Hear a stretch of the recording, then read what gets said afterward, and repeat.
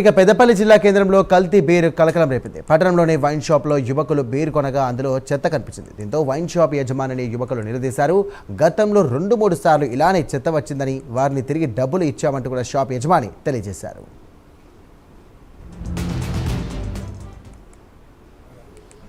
Customer beer కొన్నాడు కేప్లేదు చెత్త వచ్చిందని తీసుకొచ్చారు. రిటర్న్ ఇస్తాడు తీసుకుని మేము ఫ్రెష్గా చేసుకుంటాను తీసుకుపోయాను.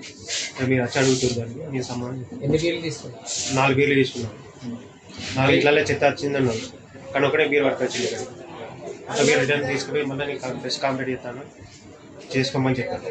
చెత్త వచ్చింది నిజమేనా? నిజమే వచ్చింది కానీ నేను చూసుకోకుండా ఇచ్చాను. అయితే నేను ఫ్రిడ్జ్ పెట్టకుండా ఇంతకుముందు ఎప్పుడు ఇట్లా జరిగినాయి? వస్తూనే ఉంటాయి కంపెనీలో 1-2-3 బీర్లు వస్తూనే ఉంటాయి. ఎందుకు?